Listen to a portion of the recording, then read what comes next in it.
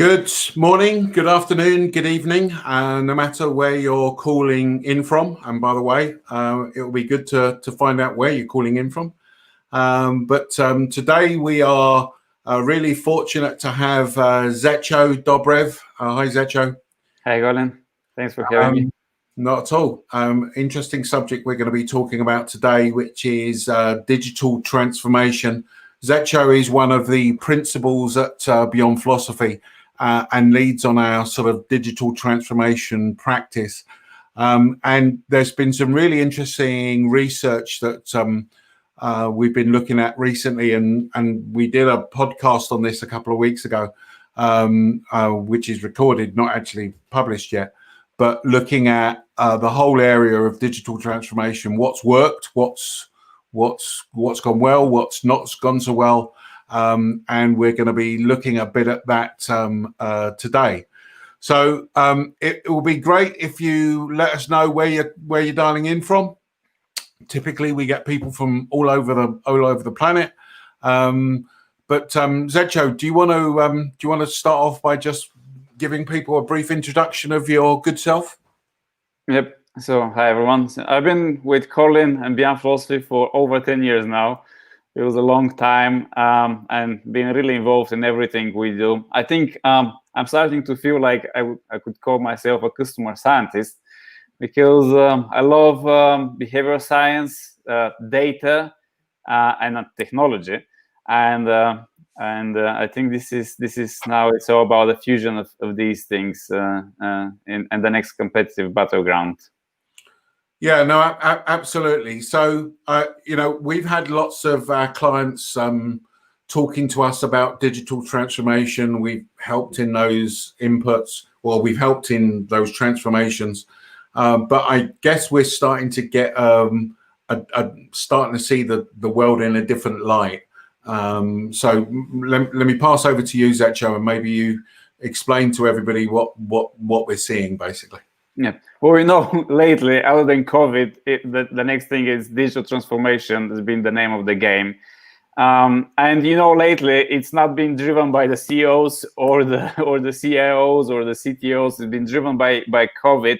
But the interesting stats that are coming from the likes of McKinsey, Accenture, Forrester, many others, is that many digital transformation projects fail to deliver the results that they expect, and the failure rate, different research puts it's about 70-80%, but certainly above 50%, and this is staggering.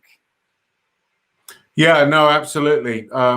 It's when you actually think of the amount of money that's been invested in this, and I know you're going to talk a bit about the cash involved. In fact, let me just shout out to some people that have dialed in. And my usual apologies for getting everybody's mispronouncing on people's names. So we got Halal from Oman. We've got Razia from London, Karen from Canada, Manjo from India, Mary from the Philippines. You see, you dart around the world. You just don't know where you're gonna end up next, basically. Well, other than the Philippines, this is all places we've done projects with. Yeah, absolutely. And Marjorie, actually, I know a Marjorie from Philippines. I just don't know if this is the same person. Oh, there you go. You never know. You may be being stalked, mate, for all we know. Yes. Avenilton.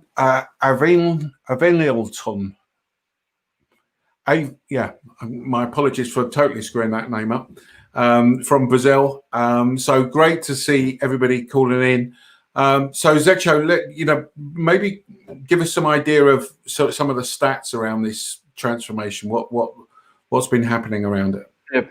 So in 2018, it's been estimated that $1.3 trillion has been spent on digital transformation.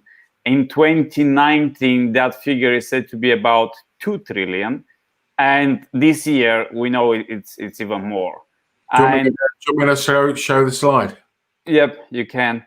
And they say that about 40% of all technology is spent on digital transformation. But now the staggering thing is, like, if you put, and there's research suggests that 70% of these projects fail. So if you say 70% of these projects fails, that's like 900 billion wasted in 2018. Okay. And now the other interesting thing from our side, if you go to the next one, is that as well as people spending money on digital transformation, they're also doing it on customer experience. And when you see the Google search trends, you can see that both are going pretty much in the same direction, following the similar trend around the world, right? Yeah. So now here's the thing. It's been like 2 trillion has been spent on customer experience, and yet on digital transformation, and yet customer experience indexes have not made any improvement. So Forrester has been measuring customer experience for many, many years, and their index has been stagnating for a number of years. This year, I think it's like only 0.3% improvement. Same thing, UK, KPMG, Nunwood, basically no change. And actually, the UK Customer Service Institute, their index is gone down since 2017. So the interesting thing is, why does investment in digital transformation does not equate in improvement in customer experience? And so this is the challenge that people have. They need to put this equation mark between, we're going to invest in technology and digital transformation, and how do we make that investment pay off in terms of customer experience improvement? And this is the challenge that people face today. So if I was to let me tell you a story. I had a recent experience where it was dealing with an online retailer, and I went from dealing with a bot, okay, putting some information in. I was sending back some products, and I knew it was a bot because when I put the information in, the answer to my question about it was a kitchen knife came back virtually instantly, right? And I thought to myself, no human being would be able to do it that quick, okay? But I'd put all about the problem that I was having, and clearly the bot got to some point where they couldn't answer the question. And what they did was then they passed me over to a human being that carried on the interaction, right? But the interesting thing was that the human being then proceeded to ask me all the questions that I'd been asked by the bot. Okay. Yep. So the point I'm trying to make is that what seems to have happened is that they'd taken the offline experience and just replicated all the bad things in the online digital experience. And correct me if I'm wrong, but that's what we're seeing a lot. And I think COVID is just exaggerating that, because everybody's now shifted onto online much more. That COVID's exaggerating those types of things. Yes, absolutely. So digital experience is becoming even more important, and nowadays it's virtually everything. It's all digital experience, right? So then becomes, and we know from research and so on, emotions are important. So then becomes, okay, now before we could evoke some emotions or deliver experience in this way. Now, when it's digital, how do we ensure that customers are still getting value? How do we ensure that we evoke the type of emotions that will connect us, will create emotionally connected customers, the type of emotions that will make customers come back, recommend us, and so on? And how do we do that with this digital experience? Right. So let's just break for a moment and just do a few more name checks. We've got Maria from Argentina, Jose from Spain, Victoria from the Ukraine, Ricardo from Brazil, Philippe from Brazil, Andrea from Brazil. We've got a lot of people from Brazil today. James from France, Rijol from the Philippines. Loads of people. Really good. Good to have you here. And by the way, Zetcho and I will carry on talking for about another sort of 10 minutes, something like that. But if you have any questions, then please type them in. So Zetcho, the key thing that you were just talking about there was the keyword of value, all right? And what we know is that what organizations should be doing to get the return on the vast sums of money that they've poured into this is focusing on what drives value for them. So how do you get there? How do you determine what to change and what drives value? Yes, very good question. So let me start with a story that I think is very indicative, and it gets to how they find about what drives value. So about 5 years ago, maybe now 4 or 5 years ago, we were working with a water utility company in England, okay? And they were going to start doing digital transformation, and they started with some working with us on the customer experience side, and we started with some customer research, okay? And they were particularly interested because they were planning to invest hugely in the digital contact channels, like the chatbot that you had this experience with. So they wanted to particularly find out about these channels and how much value they'll drive. And so they had this preconceived notion. And we particularly, we said, okay, we're going to investigate ease of contacting via the phone channel, ease of contacting via the web chat, ease of contacting via social media.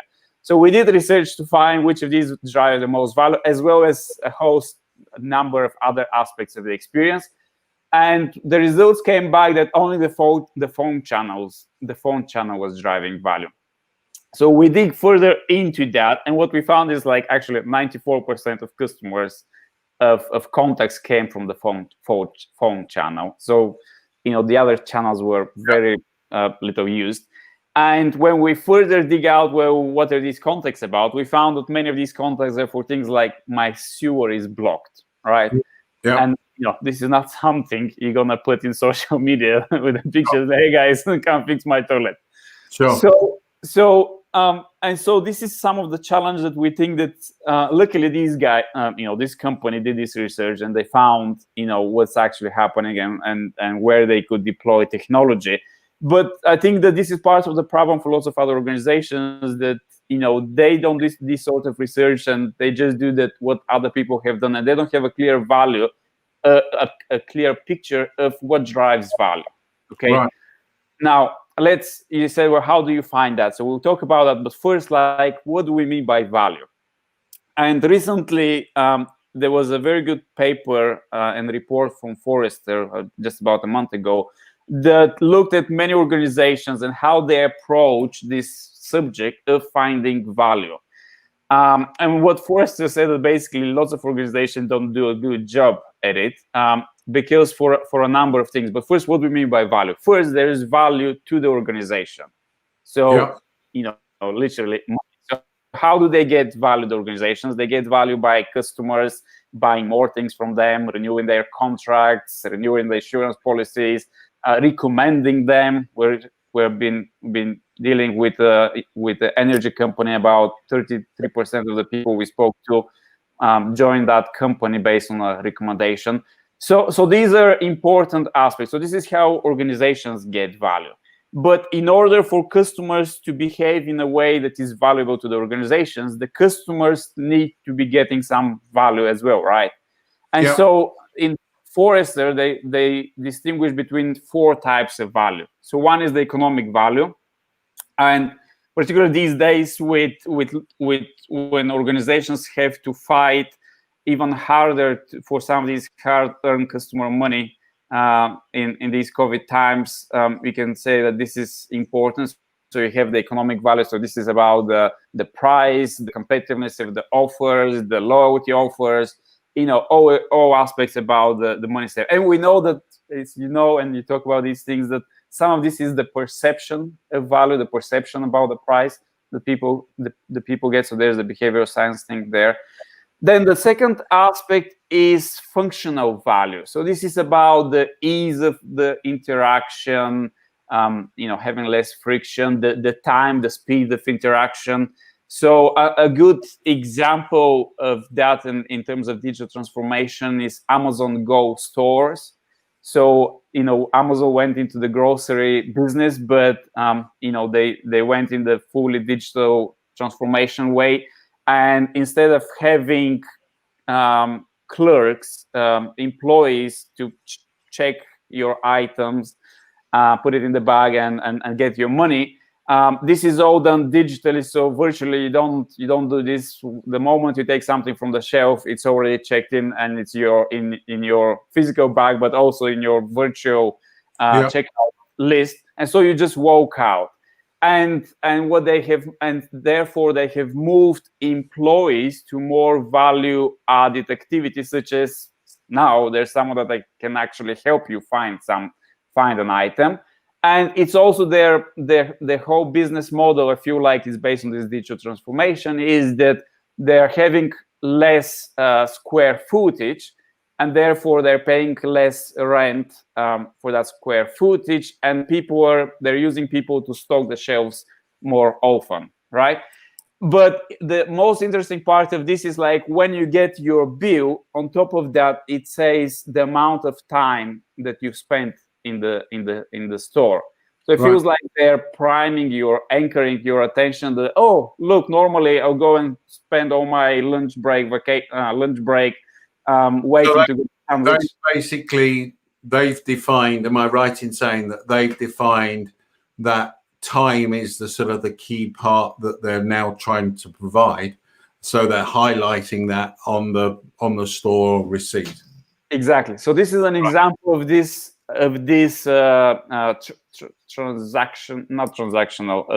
functional value, right? Now, here's two other categories that I think, and the Forrester report shows that they're actually more important, and our own research suggests that. So then you have the experiential value. So this is how customers feel in the experience, the emotions, they feel cared for, value this customer, as customers trust, and so on. So this emotional connection that you get, and the experiential part of the experience, okay?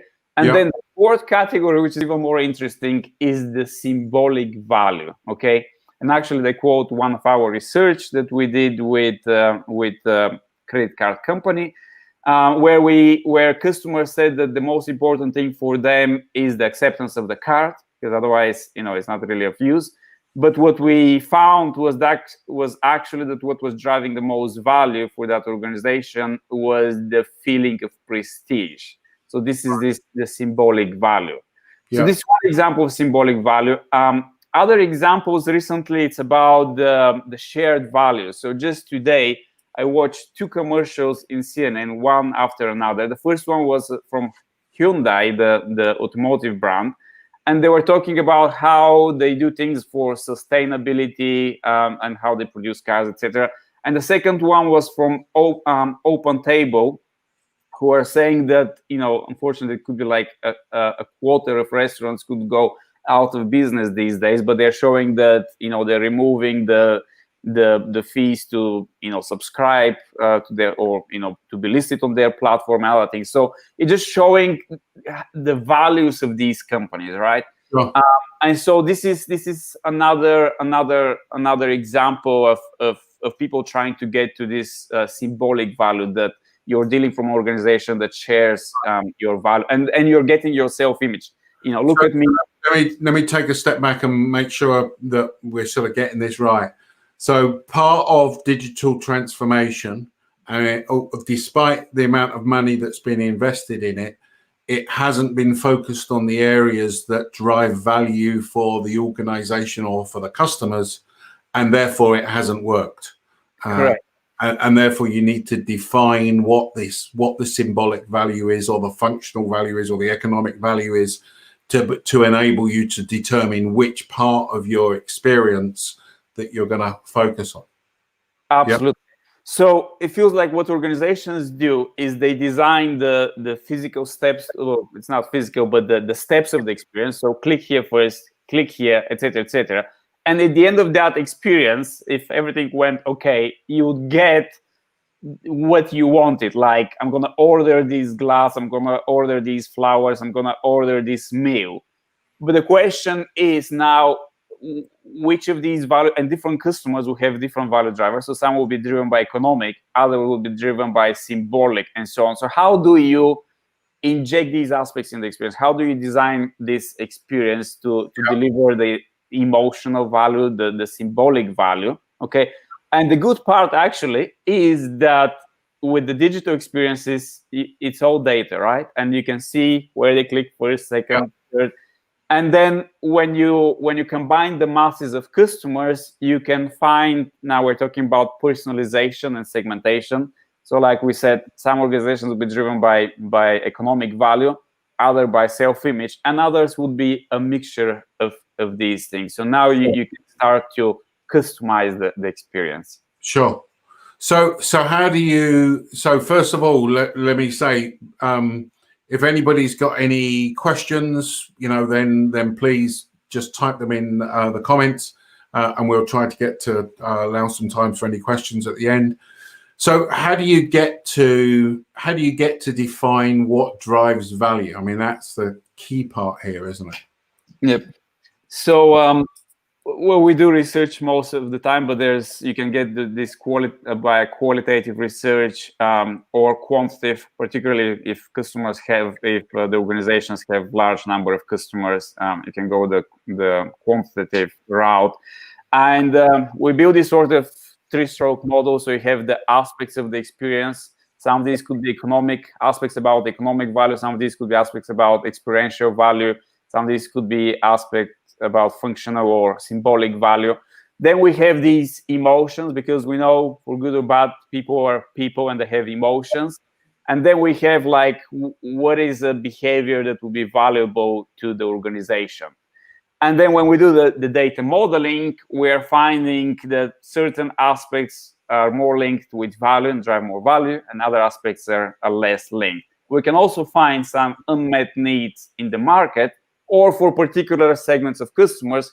So now you can get to personalized experience or become more become more innovative to meet some of these unmet needs. And we have an example, actually, Colin. So just about a year ago or 2 years, we were asked from organizations who were about to undertake their digital transformation, and they literally said this question to us. So which parts of the experience should we digitize, and where we should keep or redeploy the human element? And maybe we can explain this chart, but to the left, you have the various aspects of the customer experience. So like, they could be grouped in these 4 categories. They could be grouped by touch points of the experience and so on. And then let's just focus on the green bars is the value to the organization. So to what extent these aspects would make customers buy from them again, recommend them, and so on. The blue bars are how important are these aspects of the experience to customers. And the orange bars are, does that represent an unmet need today? So the long and short of it is, we found that some of the biggest drivers of value were about these experiential aspects, as well as some, price-oriented aspects. So economic value and experiential value. And that was opportunity to deploy the human element in terms of account managers to focus more about those aspects, make the customers feel valued, personalize the offers to them, and so on. But then we also found that the opportunity to digitize that would drive value, and today was unmet need, was when it comes to the claims handling system and reporting on claims, status update of claims. It was clear that today it's very manual, email-driven process, and this was where technology could make a huge improvement and would drive value.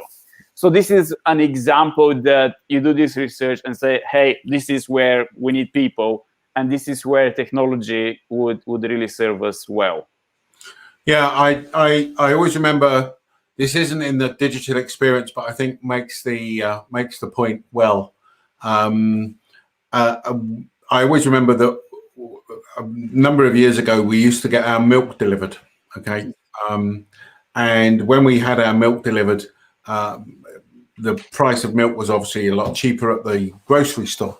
And I said to Lorraine, my wife, should we not have our milk delivered? Should we go down the grocery store and buy it instead, like everybody else is, basically?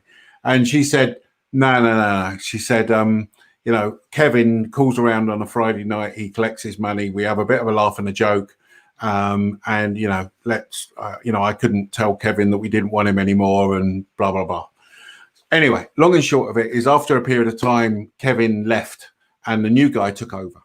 And the new guy decided that what he would do would be that he would put the receipt for the week's milk underneath the milk bottle, and he would ask us to leave a check somewhere else in a safe place to pay him. So effectively, he'd recognized that that sort of calling round was an inefficient way of doing it, and actually he could save time by not doing that. The key issue is, after 2 months of having that experience, we went to the grocery store and bought our milk. Why? Because the key driver of value, the value that we got, or Lorraine got, was having a laugh and a joke with Kevin on the Friday night, not, just getting the milk. So the milk was like the commodity, but the driver of value was that human experience. And to Joe's point, all too often we automate the thing that actually drives most value. Absolutely. And we see this, that yes, you can save money with automation, but could you jeopardize revenue coming from new customers or customers leaving you by automating that part? And also, where is the balance between the automation and getting to a human quickly, or getting the thing that you need? So one last thing. Sorry, go on. To say, and I see some questions, we can go through this, but one last thing is, so the thing is, because it's digital, you can also measure customer emotions, and you can measure the quality of your digital experience by doing facial emotion recognition with a number of customers. So you can get them, okay, guys, have this experience, and by the way, also have it with so-and-so competitor, and you can see the time it takes them, the emotions that they feel, are these the right one? You can see which emotions are the peak, how customers feel at the end, and so on. So this is a way that you can evaluate your digital experience and see, do they deliver the emotions that you want to deliver. Yeah, and I think, and we do have a question come in, and if anybody's got any further questions, then please ask us. But to that point, I think the issue for me is that you can determine how your customer is feeling in the online space by undertaking this type of facial expression and seeing what customers are doing. The second thing is, there is a whole big area, and if any of you are followers of my podcast, The Intuitive Customer, you'll know that we talk a lot about behavioral science. Okay, so digital nudging, designing those nudges into the experience also becomes important. But the key thing is just testing. The thing I love about the digital space is you can measure everything, and you can test loads and loads of things. So you do something, but do lots of A/B testing, checking out what's driving value. If we put this here, then what happens? And if we put that there, then what happens? Because again, in the research that Zetcho is referring to, what we typically find is what customers tell you drives value, and what actually drives value can be two different things. So Zetcho, we've had a question from Karen, which is around, would you agree that training should be considered a critical component in digital transformation? This is unfortunately an area neglected, especially when there's pressure to respond quickly. Yes. So absolutely, but before training, there is something that, and I've read this about what are the reasons for some of these failures in these digital transformation projects, is that you need to involve employees early in the process. There's a lot of information inside the company that they know. So it's important that they're involved when you get on this transformation process. There's also the change management. But then when it comes to training, yes, absolutely. So, and there's, like you said, this is science. So there are certain things, for example, like called baggage handling.